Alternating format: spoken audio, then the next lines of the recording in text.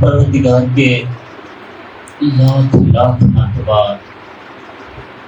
اور بے نہایت کروڑوں مرتبہ بے عدد ما احاطہ بہ علم شکر گزار ہیں کہ اس نے ہمیں ایک مرتبہ پھر ماہ مبارک کے محرم عطا کیا.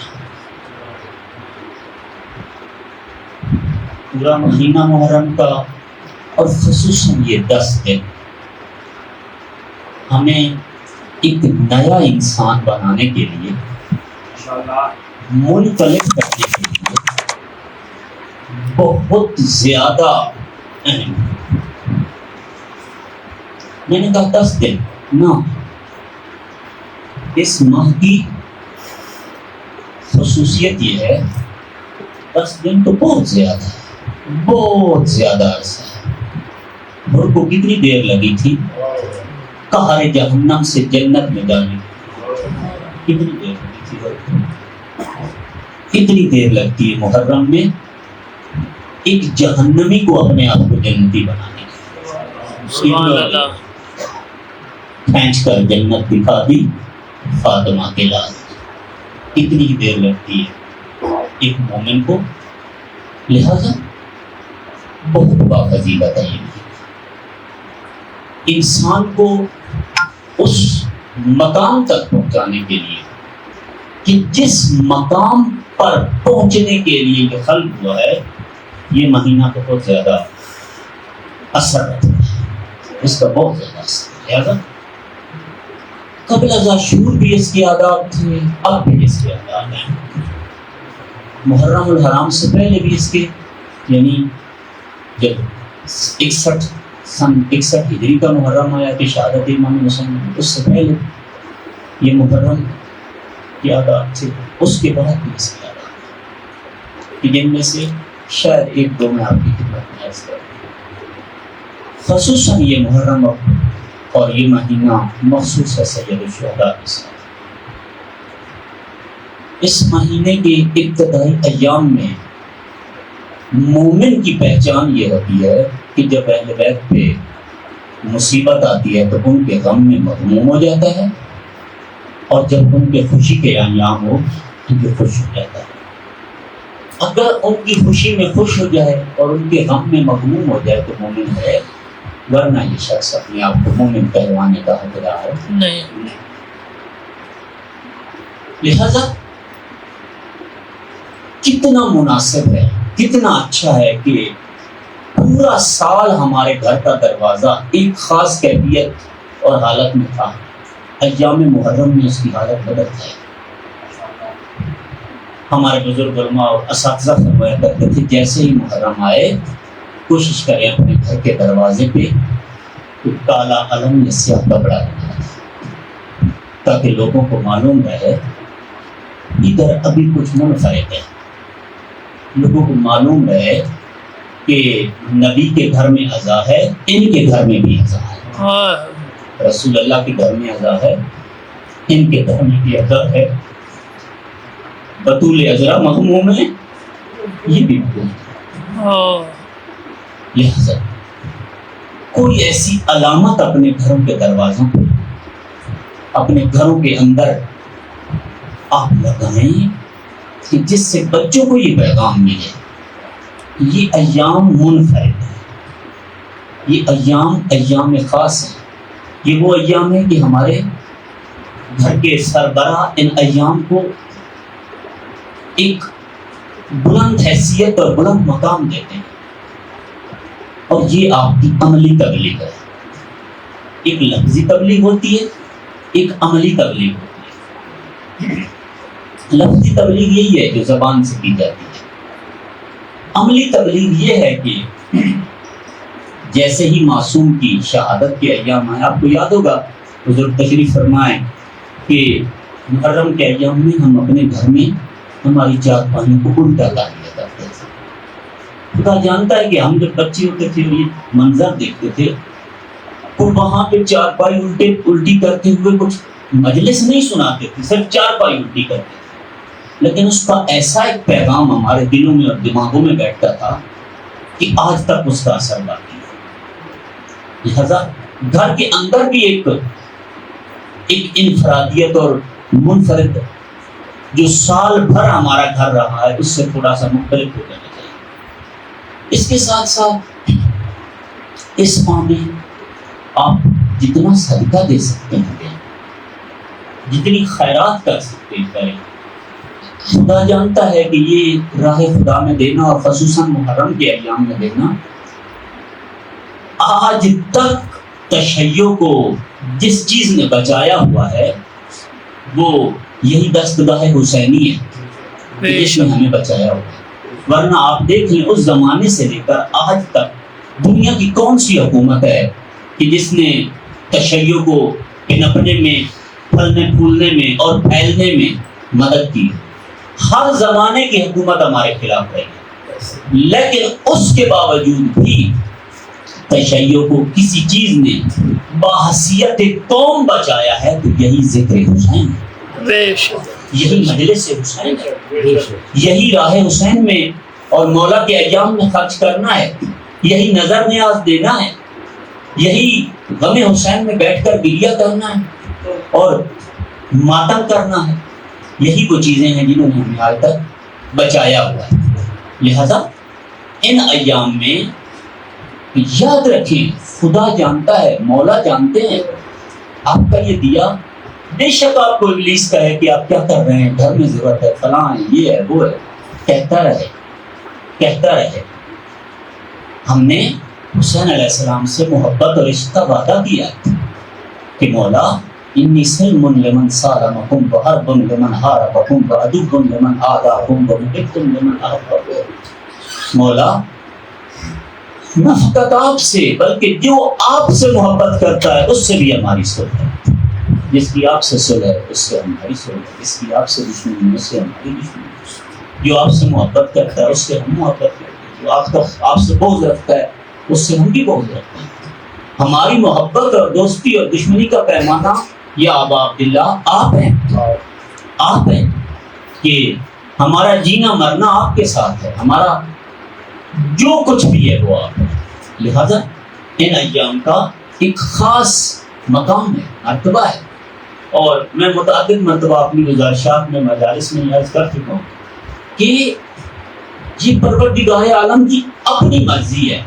دیکھیں اس نے بعض زمینوں کو زمینوں پہ فوقیت اور برتری دی ہے، بے شک بعض ایام کو ایام پہ فضیلت اور برتری دی ہے، بے شک بعض انبیاء کو دوسرے انبیاء پہ فضیلت اور برتری دی ہے، بے شک بعض کتابوں کو دوسری کتابوں پہ فضیلت اور برتری دی ہے۔ میرے پاس وقت ختم ہو گیا اور 45 منٹ کا میرا ممبر ہے، 6:15 بجے 6:15 بجے مجھے ممبر 15 منٹ رہ گئے، تو آج کے لیے شاید میں بہت زیادہ کچھ چیزیں آپ کی خدمت میں عرض نہ کر سکوں، البتہ کافی نکتے تھے میرے پاس میں عرض کرنے کے لیے، لیکن وقت نہیں، سارے مومنین نے اپنے اپنے دفتروں میں بھی جانا ہے اور جابس میں بھی جانا ہے۔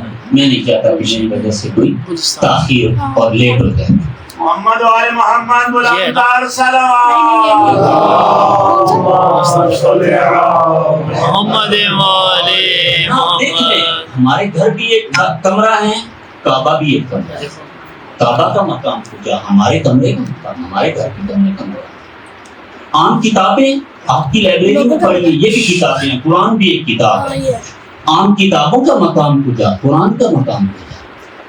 عام زمینیں کتنی بڑی خدا کی وسیع کائنات اور زمین ہے، عام زمینوں کا زمینیں بھی، عام زمینیں جو ہیں وہ اپنی جگہ پہ زمین خدا ہیں۔ کعبہ اور کربلا کی زمین بھی زمین خدا ہے، بے شک زمین کربلا کا مقام پوجا، عام زمین کا مقام پوجا۔ بے شک نبیوں کی طرف چلے جائیں، سارے نبی منصوص من اللہ ہیں، معصوم عن الخطا ہیں، پروردگار عالم کی طرف سے ہیں، ایک ہی خدا کے بھیجے ہوئے ہیں، ایک ہی پیغام سنانے والے ہیں، لیکن دیگر انبیاء کا مقام پوجا، محمد مصطفیٰ کا مقام۔ صلوات پڑھ لیجیے۔ اللہم صلی علی محمد والے محمد۔ راتیں ساری راتیں ہیں، عام راتوں کا مقام پوجا، لیلۃ القدر کی رات کا مقام، لیلۃ القدر کا۔ ہر مہینہ اللہ کا مہینہ ہے، لیکن ماہ مبارک رمضان کو جو اللہ نے عزت دی ہے، فرمایا سید الشہور، جس طرح ماہ مبارک کے محرم ماہ رمضان فضیلت والا ہے، اسی طرح ماہ مبارک کے محرم بھی فضیلت والا ہے۔ بے شک اور جس طرح وہ انسان کو تقویٰ کی طرف لے کے جاتا ہے، دستگاہ امام حسین باللہ العلی العظیم بہت تیزی سے تقویٰ کی طرف لے کے جاتا ہے، بے شک بہت تیزی سے انسان کو منقلب کرتی ہے۔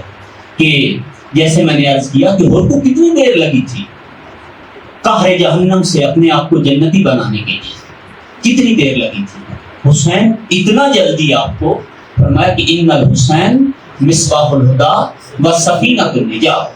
تو معصوم سے پوچھا گیا، کہا مولا یہ فقط حسین علیہ السلام جو ہیں وہ ہدایت کے چراغ اور کشتی نجات ہیں، یا آپ دیگر ائمہ بھی ہدایت کے چراغ اور کشتی نجات ہیں؟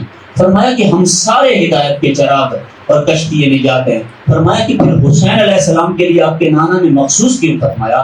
فرمایا کہ حسین کی جو کشتی ہے اسرا و اوسع، حسین کی کشتی ایک تو وسیع ہے، اس میں بہت زیادہ خلقت کے سما جانے کی جگہ ہے، اور دوسرا بہت زیادہ سریع ہے، تیز ہے۔ واہ واہ واہ عام کشتیاں جو ہیں آپ کو لیٹ اور دیر سے منزل تک لے جائیں گی، حسین بہت جلدی منزل تک لے کے حسین بہت جلدی منزل تک لے کے چلے جاتے ہیں۔ اب دیکھتے ہیں کہ بعض نبیوں نے 9.5 سال تبلیغ کی خدا میں، جو انسانیت کو خدا، کتنے لوگ مسلمان ہوئے؟ نوح علیہ السلام کی تبلیغ کے نتیجے میں اتنے لوگ مسلمان ہوئے، اتنے ہی لوگ نبی کی اطاعت میں آئے کہ جن کو آپ اپنی انگلیوں پہ گن سکتے ہیں، جن کو آپ اپنی، لیکن آپ بتائیں، خود بتائیں کہ اس وقت اس زمانے میں کتنی خلقت ہے جو حسین علیہ السلام کی پیادہ روی میں مشی مل جاتی ہے۔ ہاں 40 کے موقع پر کتنی خلقت ہے، یہ سارے کے سارے کشتی حسین کے سوار ہیں، یہ سبھی جیسے وہ نوح کے ساتھ سوار ہو گئے تھے، یہ حسین علیہ السلام کے ساتھ سوار ہیں، یہ سب کشتی حسین کے سوار ہیں۔ تو لہذا فرمایا کہ کشتی حسین ایک تو وسیع ہے، بہت زیادہ خلقت کو گنجائش ہے کہ اس کے اندر سوار ہو جائے اور اپنے آپ کو نجات کی منزل تک پہنچا لے، اور دوسرا بہت زیادہ سریع ہے، اس میں دیر نہیں لگتی۔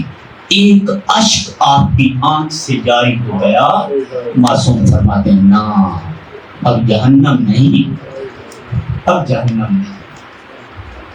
غم حسین میں ایک آنسو جاری ہے، غم حسین میں ایک آنسو جاری ہے، لہذا ایک اشک کے بدلے جنت کہاں میسر ہے، کہاں میسر ہے؟ روزے رکھیں، نمازیں پڑھیں، زکوٰۃ دیں، خمس دیں، نہیں معلوم اس کے بعد کیا ہوگا، لیکن فرماتے ہیں کہ ایک اشک کی عوض خدا نے، باقر العلوم کی حدیث ہے، مولا فرماتے ہیں ایک اشک کے بدلے پروردگار عالم نے حسینی کو جنت کا وعدہ کیا ہے، حسینی کو ایک اشک کے بدلے جنت کا وعدہ کیا۔ بس میرا وقت تمام ہو گیا، کافی سارے جو آپ کی خدمت میں باتیں تھیں عرض کرنی تھی۔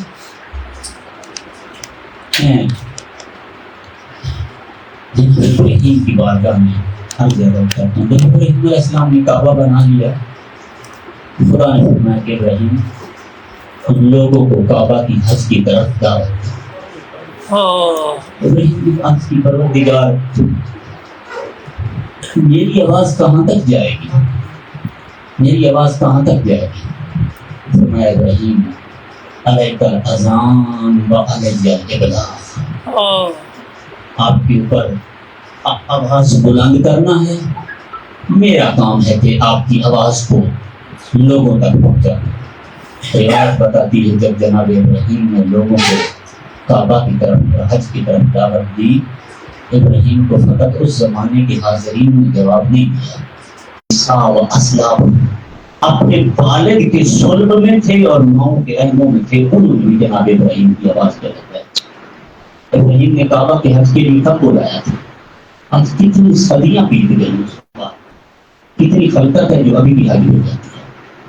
ان ساروں نے وہاں لبیک کہا تھا، ان سبھی نے وہاں جناب ابراہیم کی آواز میں لبیک کہا تھا، ہم آئیں گے حج کے لیے۔ ابراہیم نے جب جناب اسماعیل کو ذبح کرنے کے لیے گردن پہ چھری چڑھائی، اسماعیل ذبح نہ، اسماعیل بچ گیا۔ کہا کہ کہا پروردگار تو میری قربانی پسند نہیں ہے؟ میں نا ابراہیم قد صدقت الرؤیا، آپ نے اپنے خواب کو سچ کر دیا، تو اتیناہ بذبح عظیم، میں نے اس قربانی کو ایک بہت بڑی عظیم قربانی کے بدلے میں موقع کر دیا۔ تو پروردگار کون ہے؟ ابراہیم مجھے یہ بتا کہ آپ کا مقام بلند ہے یا میرے آخری نبی کا؟ ابراہیم نے عرض کی پروردگار تیرے آخری نبی کا مقام بلند ہے۔ میں یہ بتا آپ کے بیٹے کا مقام بلند ہے یا میرے آخری نبی کے حسین کا؟ عرض کی کہ پروردگار حسین کا مقام بلند ہے، حسین محسن عبداللہ بھی ہے، حسین کہا کہ یہ عظیم قربانی میں نے حسین پر موقع کر دی، یہ عظیم قربانی میں نے حسین علیہ السلام پر موقع کر دی۔ ابراہیم نے عرض کی پروردگار اگر میں چاہوں کہ اس قربانی کا ثواب تیری بارگاہ سے حاصل کروں تو کیا کروں؟ اور میں حسین پہ گریہ کروں۔ ابراہیم اگر چاہتے ہو کہ اس عظیم قربانی کا ثواب حاصل کرو حسین کے لیے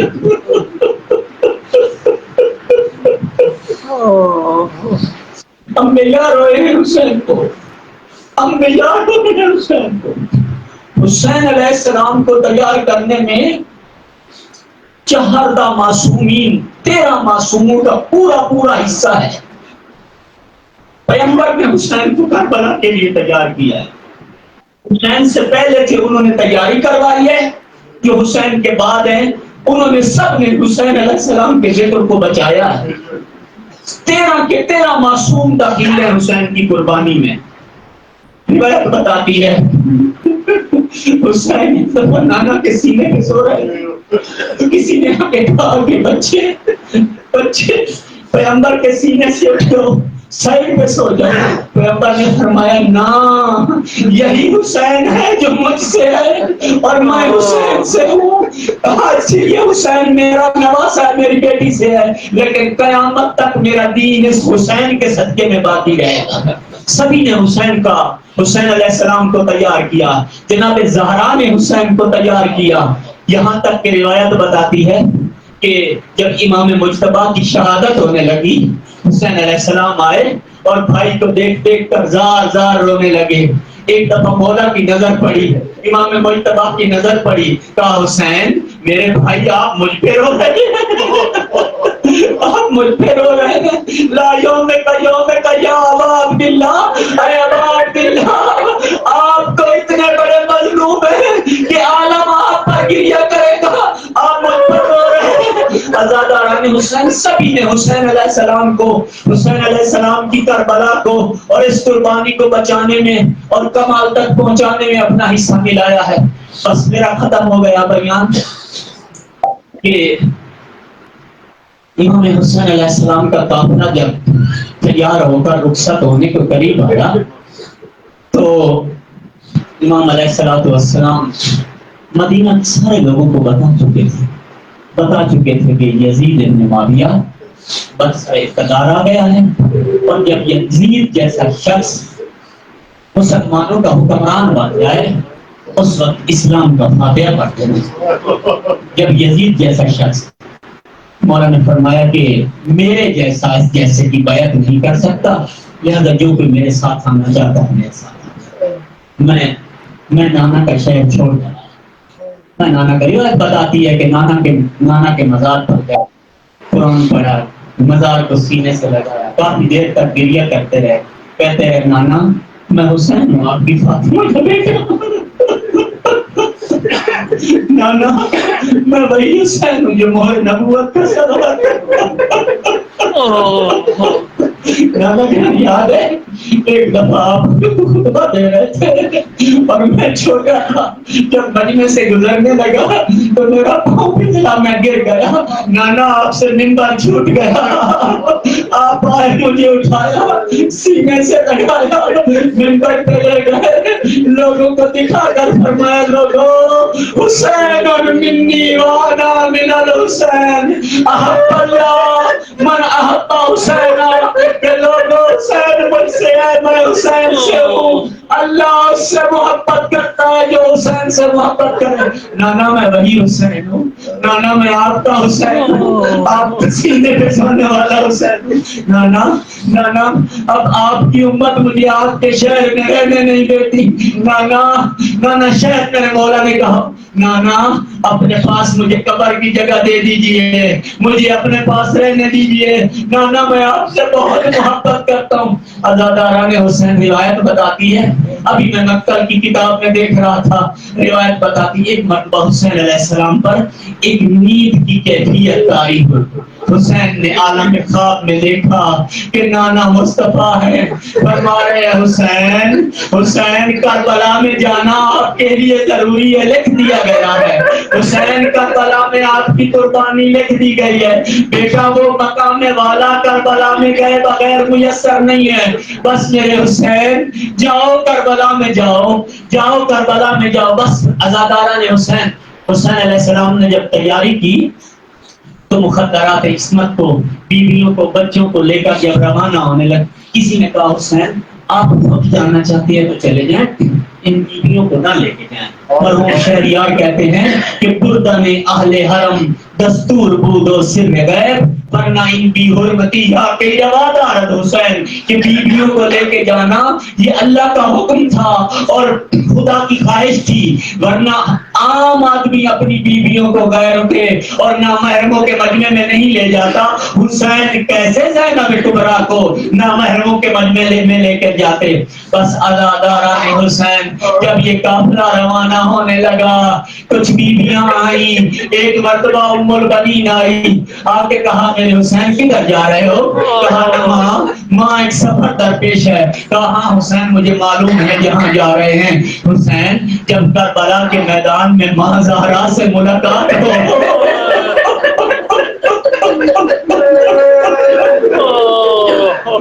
میرا سلام بند کرتے کہنا شہزادی شہزادی اگر ام البنین سے آپ کے بچہ کی خدمت میں کوئی کمی رہ گئی ہو مجھے معاف کر دینا۔